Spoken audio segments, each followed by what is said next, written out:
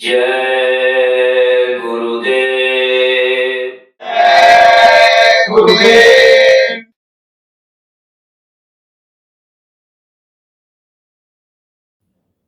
जय गुरुदेव। जय गुरुदेव। उठ जागरी सहेली, गुरुदेव आ रही हैं। उठ जागरी सहेली, गुरुदेव आ रहे हैं। बिछुड़े हुए प्रियतम का संदेश ला रही हैं। बिछुड़े हुए प्रियतम का संदेश ला रहे हैं। गफलत की नींद में तू कितने दिनों से सोती। गफलत की नींद में तू कितने दिनों से सोती। सुन संग शंख घंटे की ध्वनिया सुना रही हैं। सुन संग शंख घंटे की ध्वनिया सुना रहे हैं। ध्वनियों को लेके झाड़ू आंगन बुहार डालो। ध्वनियों को लेके झाड़ू आंगन बुहार डालो। ठग बस रहे जो घट में, सुन सुन डरा रही हैं। ठग बस रहे जो घट में, सुन सुन डरा रहे हैं। बंधन ठगों का तोड़ो, उठ द्वार से निहारो। बंधन ठगों का तोड़ो, उठ द्वार से निहारो।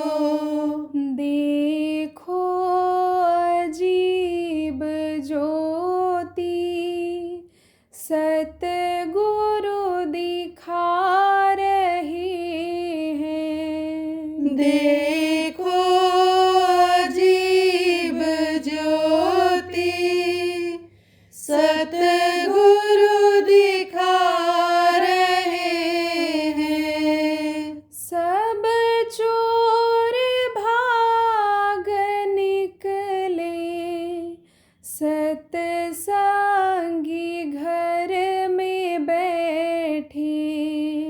सब चोर भाग निकले, सतसंगी घर में बैठे।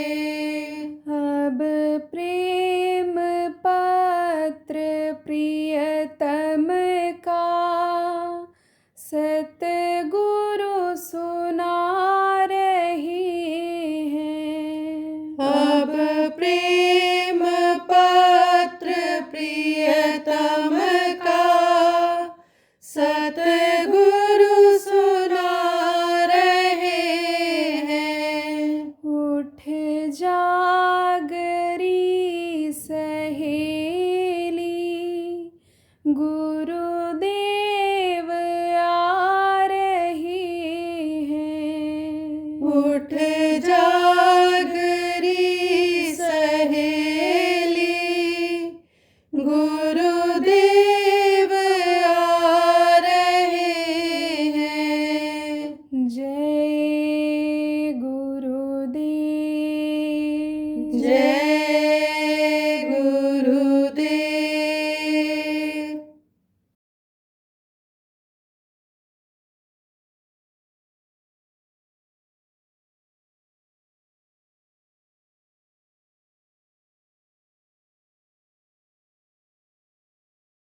ये शिवदयाल जी महाराज हुए। अब शिवदयाल जी महाराज जो है वो इन्होंने भी राधा स्वामी नाम को इन्होंने जगाया। राधा किसको कहा? सूरत को, जीवात्मा को। स्वामी किसको कहा? उस प्रभु को, है ना। कहा ना कि राधा नाम सूरत का और सदगुरुदेव बताए और उलट चाहे सुमिरन करे स्वामी संग मिलाए। उलट चाहे का मतलब क्या है? कहा ना उल्टा नाम जपत जब जाना वाल्मीकि भय ब्रह्म समाना। तो कहते हैं कि उल्टा मरा मरा मरा मरा जपा था न जानकारी में। उल्टा का मतलब ये है कि पलटो, इधर से घूमो, शक्ति को आत्मा के खींचो, ऊपर की तरफ लगाओ, तब ये ब्रह्म समान होगी, तब ये ऊपरी लोकों में जाएगी। जैसे DOG दाग, दाग माने कुत्ता, कुत्ते को कोई ज्ञान नहीं होता है। और आप ये देखो GOD घाट, पलट दो, उधर से पढ़ो। GOG दाग, दाग माने कुत्ता, GOD घाट, घाट माने पर, उलट दो, इसको उल्टो पलटो, ऊपर जाओ। तो उन्होंने जगाया और फिर उन्होंने एक अधिकार किसको दिया? गरीब साहब को। गरीब साहब का कार्य क्षेत्र कम था, उनकी प्रसिद्धि कम नहीं है, समझा। उन्होंने जो समाज के जीवों को किया, लेकिन कितना व्यापक प्रचार होना चाहिए संत मत का उतना नहीं किया। कबीर साहब ने बहुत ज़्यादा प्रचार किया था संत मत का, नानक साहब ने बहुत ज़्यादा प्रचार किया था, बाकी जो गुरु आए कम किए। पता है ना कि जिसको जैसा जितना आदेश होता है उतना ही वो काम करते हैं। उसके बाद में ये भी कम किए। कौन? विष्णुदयाल जी महाराज, जिनको अधिकार दिया। दादा गुरु जी महाराज, गोरेलाल जी महाराज जिनका नाम था, उन्होंने भी कम किया, वो भी ज़्यादा समय थे, लेकिन गुरु महाराज ने ज़्यादा किया। 4 पुष्ट तक का लगभग चला। गुरु महाराज ने भी कहा ना कि चाहे आपको 400 साल रहना पड़े, लेकिन हम जीवों का काम करके सत्युग ला करके ही जाएंगे। अब बहुत से लोग इसका अर्थ नहीं समझ पाए।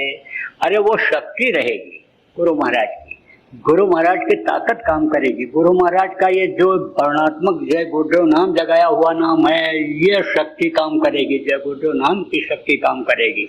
इसीलिए तो अब इस समय पर कोई नाम जगाने की जरूरत नहीं है। जय गुरुदेव नाम से ही लोगों का भला हो रहा है, कल्याण हो रहा है।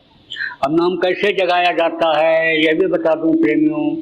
आप कहाँ से जुड़े हो ये नहीं पता है, बहुत पतले तार के द्वारा उस परमात्मा से जुड़े हुए हो।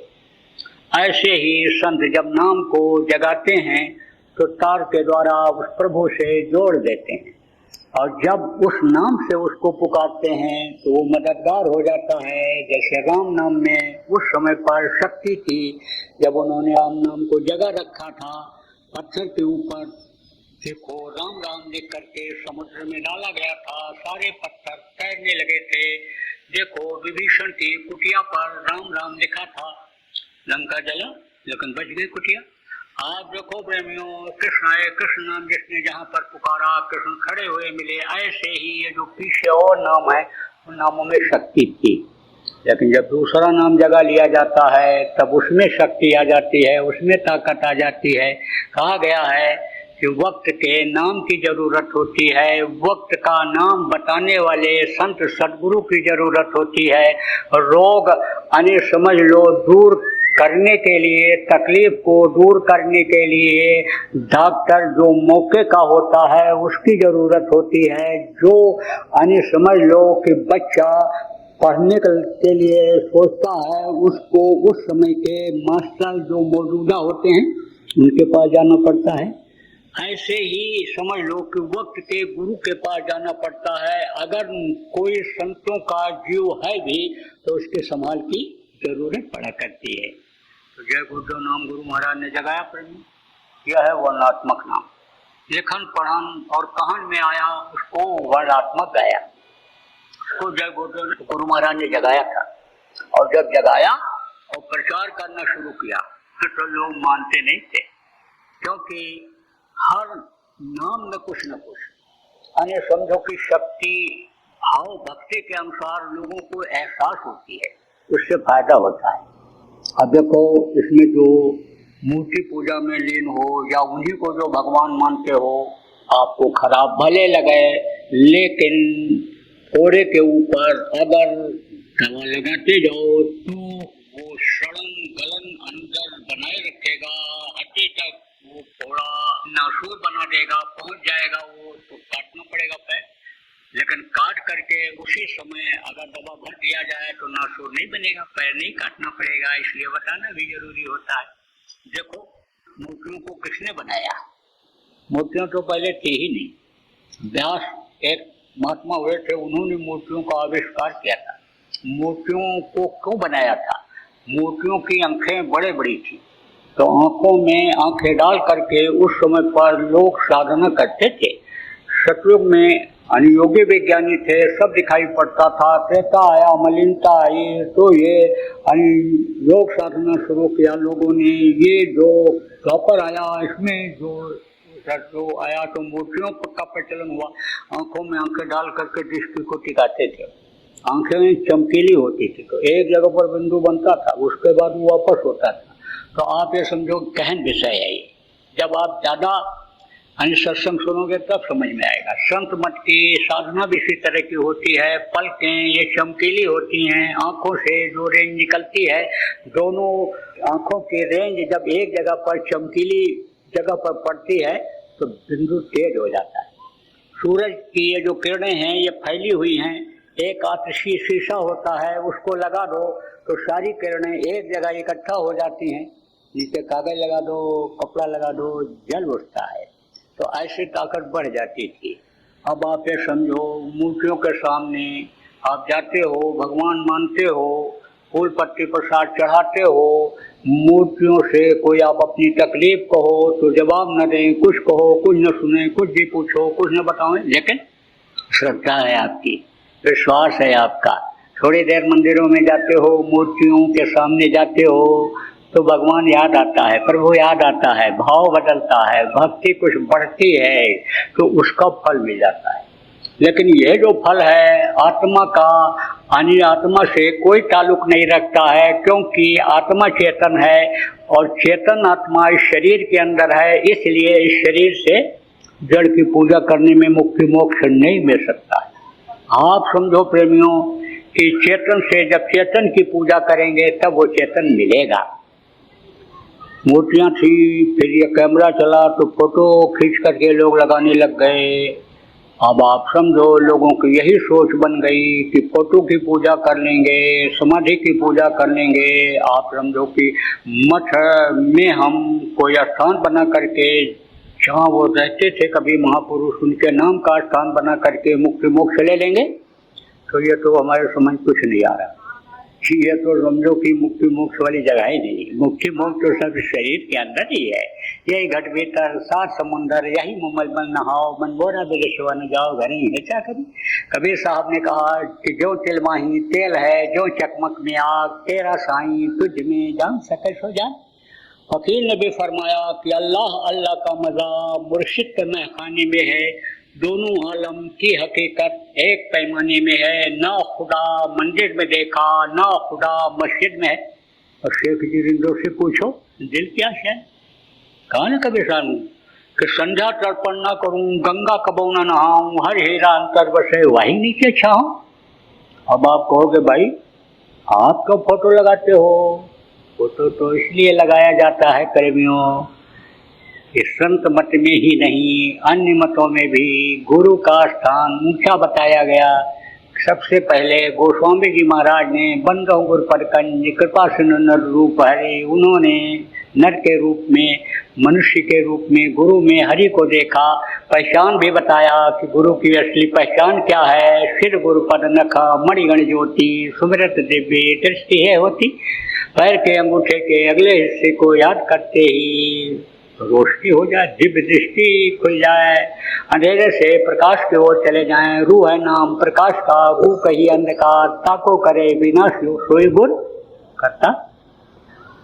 संत मत में कहा गया गुरु का ध्यान कर प्यारे, बिना इसके नहीं छूटना।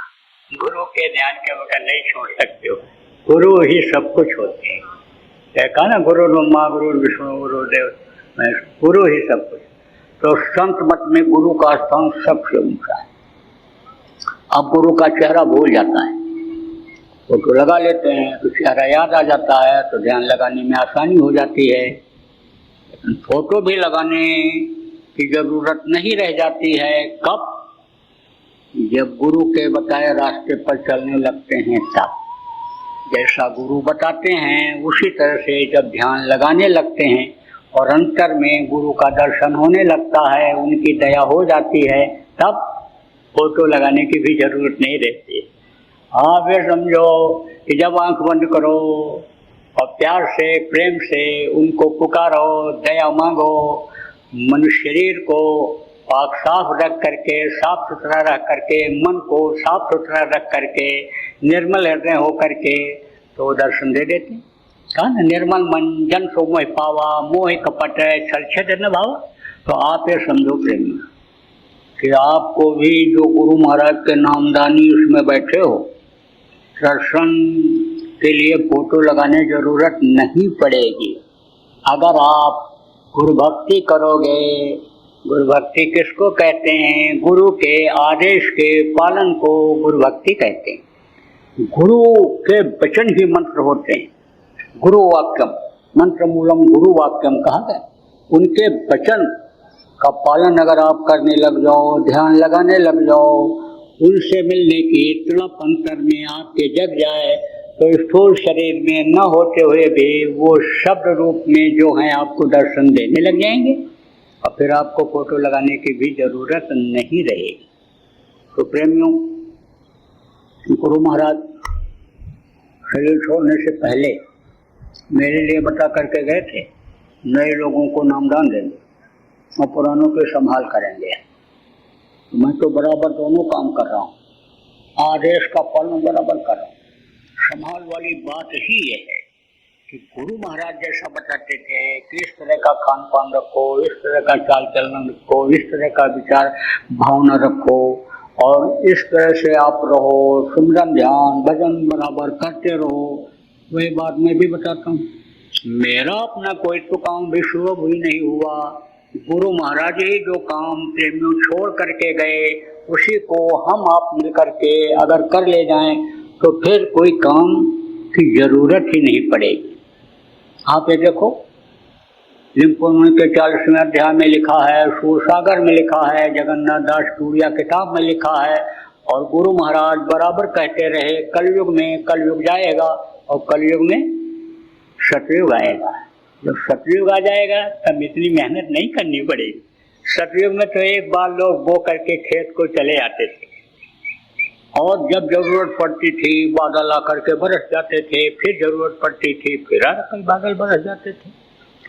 बाद में त्रेता जब आया तब उसमें तो मांगना पड़ता था, मांगे बाहि दे जल रामचंद्र के राज मांगना पड़ता था। लेकिन सतयुग में मांगना उन्हें कुछ नहीं पड़ता था, वो अपने आप बरस जाता था। एक बार लोग बोलते थे 27 बार काटते थे, इसका प्रमाण मिलता है। बाद में जब युग बदला तो त्रेता में भी यह था कि जो इच्छा कीनी मन माही वो हर प्रताप कर दुर्लभ है। इस चीज की इच्छा आदमी करता उसकी वो इच्छा पूरी होती। विधमय पूरी मयु कनी रब तब जत नहीं काज मांगे बारी दे जल रामचंद्र के राज सागर निज मर्यादा रही नारी रत्न सतन लही। आप ये समझो इतिहास भरा पड़ा हुआ है। रामायण को पढ़ते हो आप, रामचरितमानस जो उन्होंने मानस में राम का चरित्र हो रहा है उसको जो लिखा उसको समझ नहीं पाते हो, जो लिख करके गए उसको आप मानते नहीं हो। राम ने जो त्याग किया, राजगद्दी पर ठोकर मारा, पिता के आदेश का पालन किया, आप देखो कि त्याग किया, राजगद्दी छोड़ करके जंगलों में गए। आप ये समझो प्रजा का इतना ध्यान रखा कि एक कपड़ा धोने वाले के कहने पर सती जैसी सीता का परित्याग कर दिया। कैसे माना जाए? सीता दोषी थी। जब हनुमान जी गए थे, कहाँ है? आप समझो कि अशोक वाटिका में पता लगानी और मिल गई थी वो, और उनको भी पहचान हो गई थी कि ये राम का दूत है। तो हनुमान जी के साथ चली आती और हनुमान जी उनको ऐसे हथेली पर बैठा करके लेकर के चले आते। उनके अंदर शक्ति थी और उमंग यह शक्तियाँ थी उनके अंदर। और वह शक्ति किसको कहते हैं? छोटा रूप बना ले, मशक समान रूप कब धरी, नम कहीं चलो सुमेर न रही, मशक समान रूप बना लिया।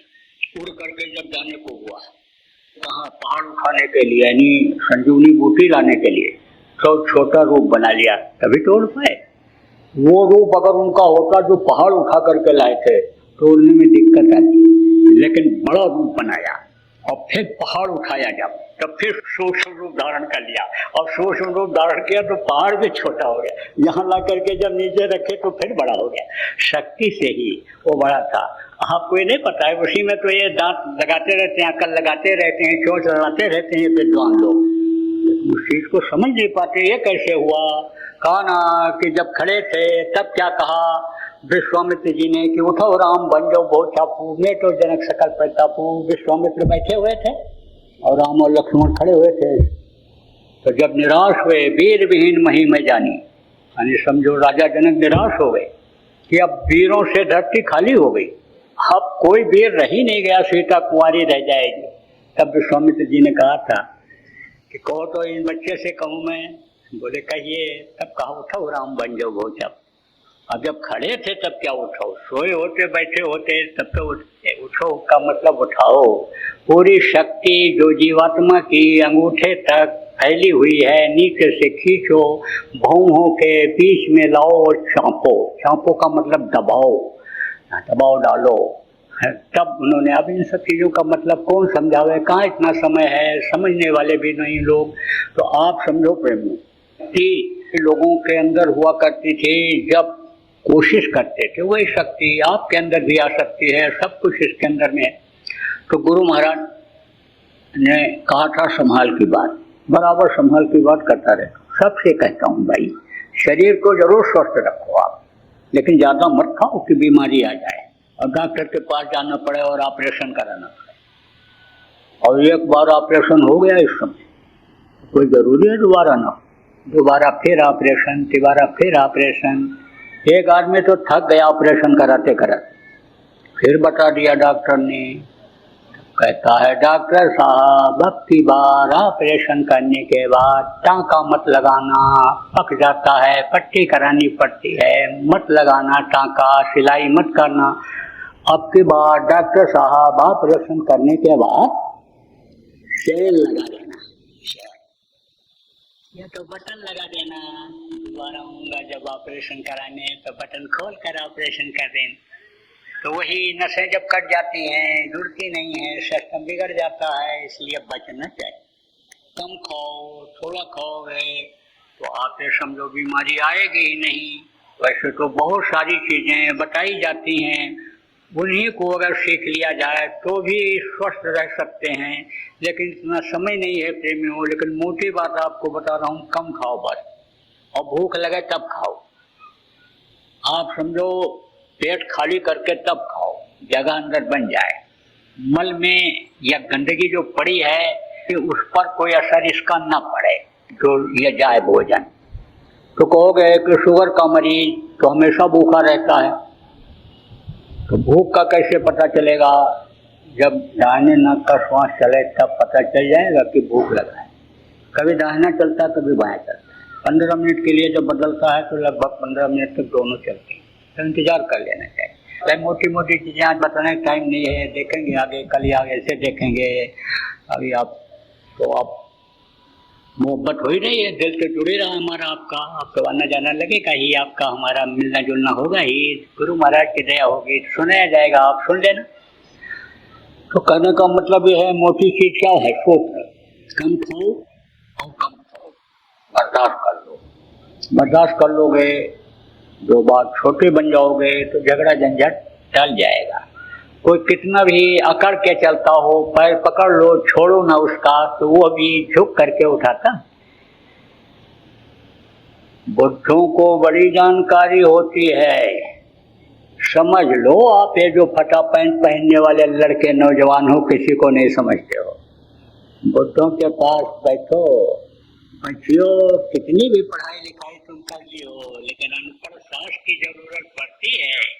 जब अपना बच्चा पैदा करने को होता है, डॉक्टर भले बन जाओ, दूसरे का ऑपरेशन करके बच्चा निकाल लो, ये बात समझ लो। तो बुढ़ा शरीर जब होता है तो भार हो जाता है। हम भी कभी पहले किसी को कुछ नहीं समझते थे, अब पता चल रहा है बुढ़ापा क्या होता है, अब महात्मा गिरी पता चल रही है क्या होती है। तो अब आप समझो प्रेमियों, कि बुढ़ापा बड़ा बोझा होता है, हाथ पैर आँख कान ये सब ढीले पड़ जाते हैं और मन पर न कंट्रोल रहे तो मन तो और जवान होता चला जाता है। तो बुढ़ा बैठा रहता था, टाइम पास करता रहता था, लेकिन परमार्थी भाव था। एक होता है स्वार्थी भाव और एक होता है परमार्थी भाव। जिसको अहंकार होता है किसी बात का वो स्वार्थी होता है, चाहे जिस चीज का अहंकार हो।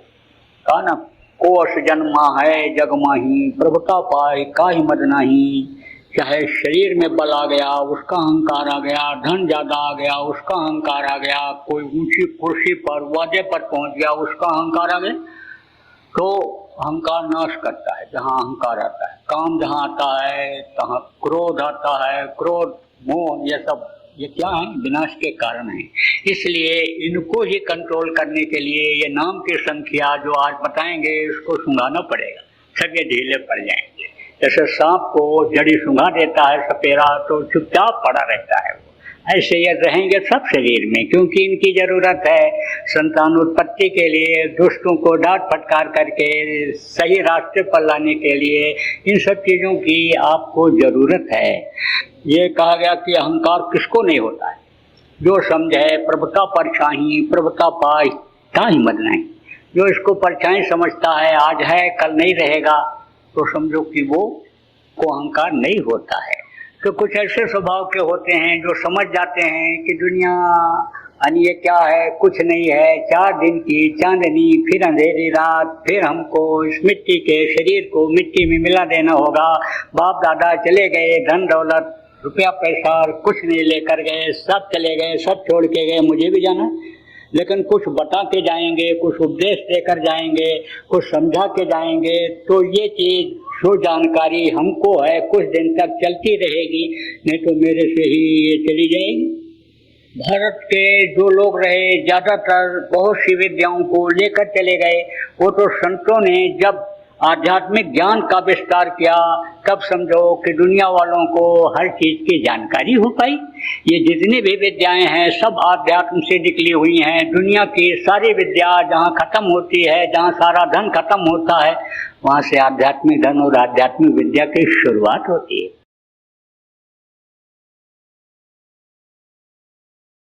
आप ये समझो परिवर्तन की बेला में विनाश बहुत होता है। सतयुग के लायक इनको बनाओ। सतयुग के लायक वही लोग बन पाएंगे जो शाकाहारी रहेंगे, नशा मुक्त रहेंगे, जो ईश्वरवादी खुदा परस्त जिनको कहते हैं वो रहेंगे, जो भगवान को याद करेंगे, नाम की कमाई करेंगे, जो साधना करेंगे। बचेगा साध जन कोई, जो सत से लौ लगाएगा वही सतयुग देख पाएगा। सतयुग के लायक बनो। हम तो बराबर प्रार्थना करते रहते हैं, हाथ जोड़ कर विनय हमारी, सजो नशा बनो शाकाहारी, छोड़ो व्यभिचार बनो ब्रह्मचारी, और सतयुग लाने की करो तैयारी। जय गुरुदेव। सरकारी व गैर सरकारी अनुदान के लिए बिना सत्संगियों के सहयोग द्वारा जनहित के कार्यों में लगी हुई बाबा जय गुरुदेव धर्म विकास संस्था का मुख्यालय पिंगलेश्वर रेलवे स्टेशन के सामने मक्सी रोड, उज्जैन, मध्य प्रदेश में है। यहाँ पर सत्संग व नामदान का कार्यक्रम होता रहता है। अतः आप श्रोताओं से अनुरोध है कि बाबा उमाकांत जी महाराज के आश्रम उज्जैन एक बार परिवार सहित जरूर पधारिएगा। जय गुरुदेव। आपके सुझाव के लिए व्हाट्सएप नंबर 9575600700। जय गुरुदेव। जय